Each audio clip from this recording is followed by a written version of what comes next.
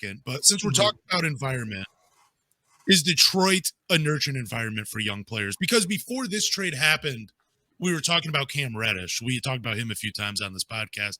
And it seemed to be the consensus from everybody that watches and listens to this podcast and people that we follow or interact with on social media. They're like, no, Cam Reddish, he just needs a new environment, a new place, a new team, because he's going to be great. So I'm asking you, do you think Detroit is a nurturing environment for young players where they can grow, develop, and become, reach those high ceilings we place on these guys?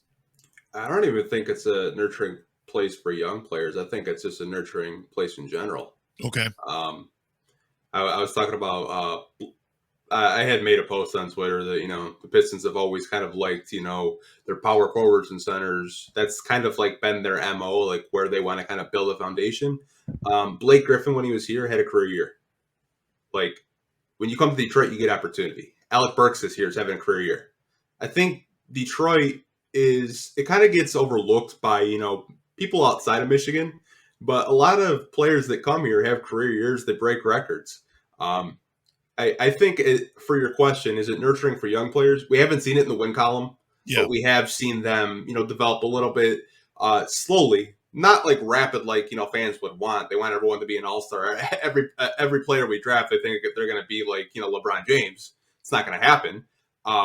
But I do think this is an organization where, we do see some slow development. We've seen Isaiah Stewart, become more of a, stretch four as of late. Jalen Duren, I think he had a breakout game against San Antonio. He's starting to figure it out. I think Detroit is a place where players can grow and they get opportunity, and I'll leave it at that. Yeah, I was just going to say, too, like, I look back at a guy like Josh Jackson. I believe he's in the G League right now, but it was a great season for him in Detroit. Like, the fan base was behind him. A lot of us were sad to see him go. I mean, he didn't, he wasn't like a future Hall of Fame or anything, but he took advantage of an opportunity in Detroit. And I think that says something, about the organization and about the coaching staff and about Troy Weaver, that these guys do. I feel like a lot of times in pro sports, the organization doesn't care about the players. It's what can you do for me now, and that's it.